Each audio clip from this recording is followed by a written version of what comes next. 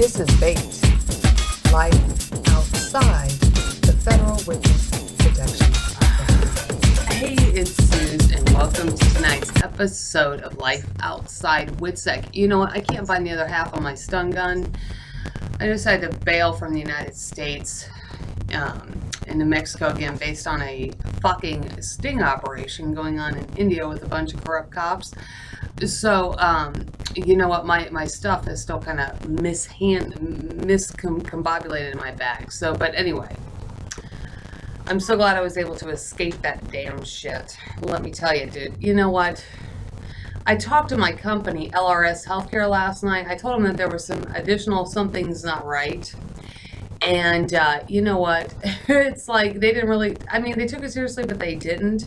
And then I got up, as you see, I got my scrubs on today. And I got up and I was getting ready to go to work. And then I just decided, based on the trend of events that was happening up in India, I say, you know what? I'm just not going. I'm just not going. I'm not going to go in for another damn scam that they're trying to pull just because everybody wants to help the fucking FBI. So, but anyway. So I just said, screw it, and I said, I'm leaving. Now, here's the interesting part. Usually when somebody doesn't show up for work, usually like they try to call you. Nobody tried to call me. Nobody called me. Like the manager didn't call me. My ICU nurse manager, Monette Noel, she didn't call me. The hospital itself, not even the nursing office, tried to call me. They obviously, if they didn't call my company because Matt Demmel, my recruiter, would have contacted me. Nobody contacted the police. See, I told Border Patrol up there. I say, you know what, down in Texas, I'm like, you know, Agent Trevino, he had to call you to, like, you know, yell at the cops and a couple other Border Patrol agents said, how come the police never contact us? I'm like, hell, I don't know, Border Patrol, whatever. But, you know, see, I warned Border Patrol up there, you know, something wasn't right. And I warned the marshals too. But, you know, that's why I said, I am not dealing with this shit. And so I left. And, you know, and it's just, you know, it's just interesting that nobody contacted anybody. Because if they would have contacted the police would have contacted me.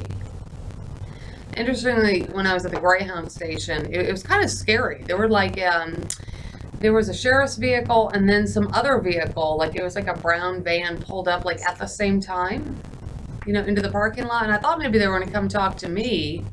I figured that the brown van was sort of like an undercover van or something. But then nobody stopped and talked to me, so I just got on the Greyhound when it came and I left. But so anyway, so I'm very, very glad to be out of the United States, you know, the country that kills people.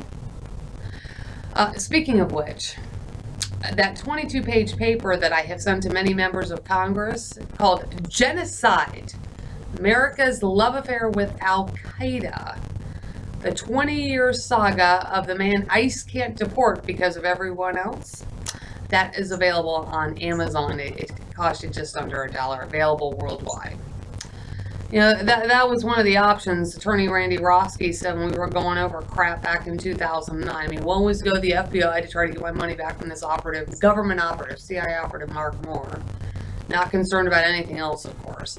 And then another option was to go to Senator Harry Reid, you know, and then one of the other options was to bring the CIA director to court, as if I should have to bring the CIA director to court. And then the other one was, well, if all else fails, this could be the start of a very good book.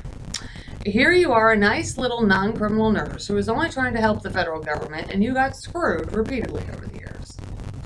So the title, what I just put up there, is just reflective of how I've gotten screwed. So that's why I said, you know, why bother Congress with this? I mean, here's the thing: write it in a paper for anybody.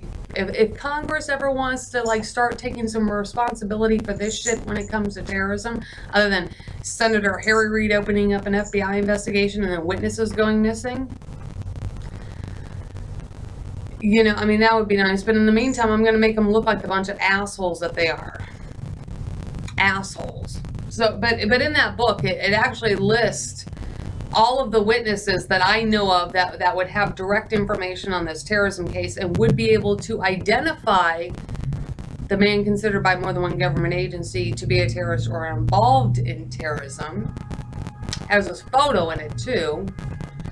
So, you know, and I listed who's actually handling their case, whether or not a police report was made, such as like in the case of my cousins up in Rochester. It lists, other cases: Rochester, New York PD, U.S. Marshal Service, ICE, Homeland Security Investigations.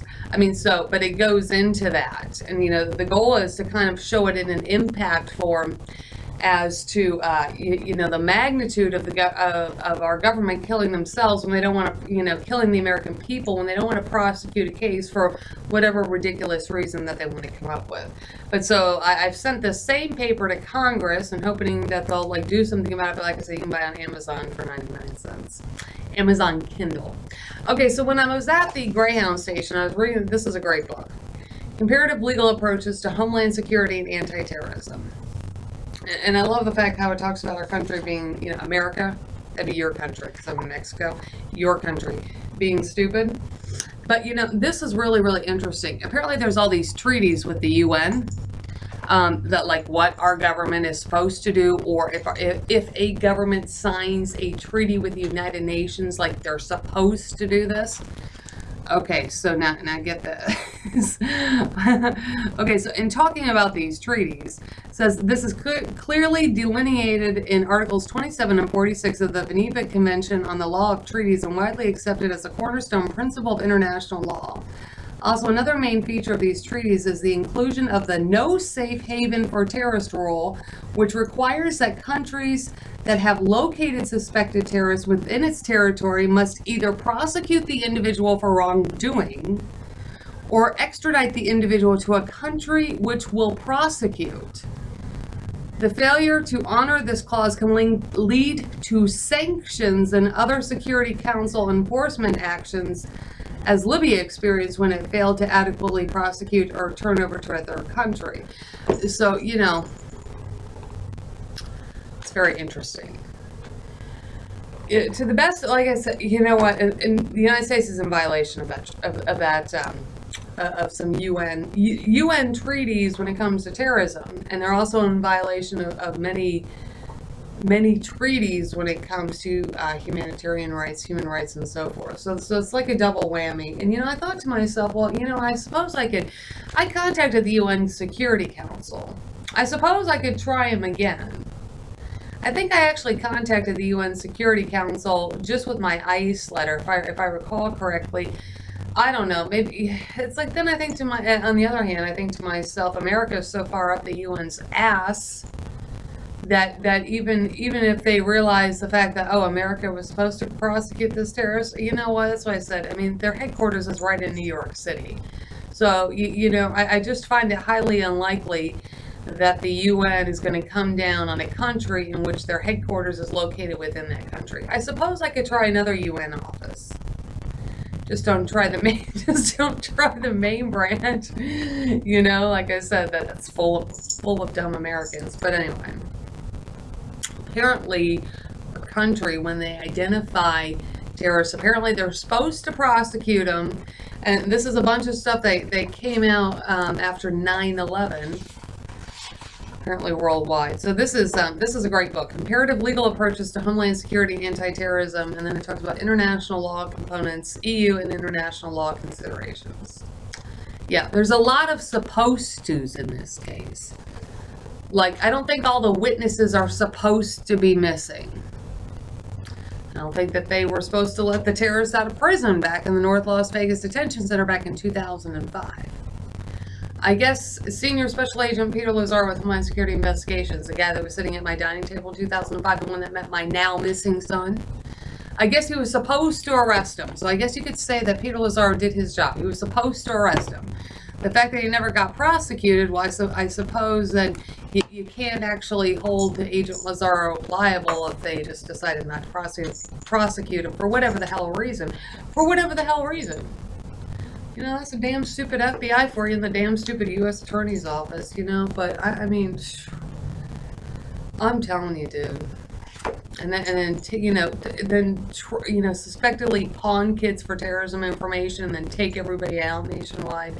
Oh my God, it's just unreal. Okay, so on top of that, I found this other case, and I just decided I was going to, this case with Brian Terry and how they killed 200 people in Mexico with this whole Fast and Furious scandal. I just sent it to the ICC just so they could just have that along with them. Like, I know that they already made a decision when Arizona was in the Supreme Court, but I guess my point on sending this to the ICC is that I thought it was aggressive that a private attorney had to actually construct a case together to hold people accountable when our own government should have been coming forth. But you know what? They can't exercise the crime of aggression until apparently 2017. So who knows? So the ICC got back to me today and explaining that to me again. So you know what? Okay, so fine. Maybe I'll just gather all the bullshit that America does wrong on every kind of case like this, and then when they can exercise jurisdiction over the crime of aggression, like in 2017, then I'll just compile stacks that are like this big and I'll just send it to them then. I mean, what can I say? And as far as my case, my genocide case goes, I don't know what to do with that either. That's what I said. I mean, the planet basically doesn't care about me or the rest of the people in the United States. I know America doesn't. So, I mean, I don't, whatever.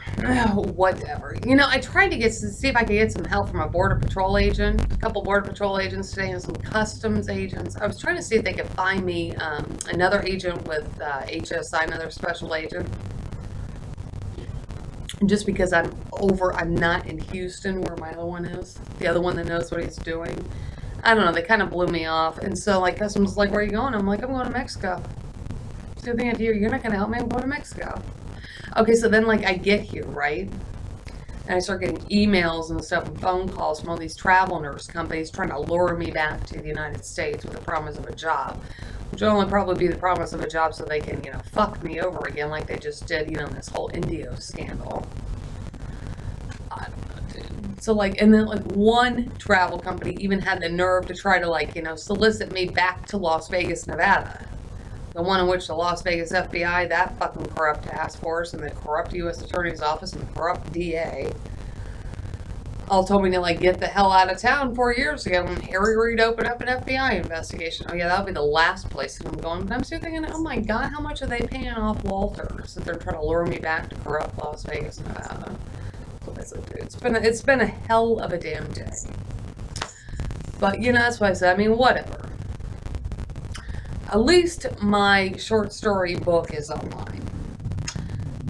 Get it, download it, Amazon Kindle. You can get it off the lending library for free if you're part of that, if you're part of Amazon Prime. The title again, Genocide, America's Love Affair with Al-Qaeda, the 20-year saga of a man ICE can't deport because of everyone else. I interjected the terrorism nexus at year 7. Anyway, that's tonight's episode of Life Outside with Sec. Keep your stun gun handy. I'll try to find mine. There's real criminals and terrorists out there. I'll see you next time.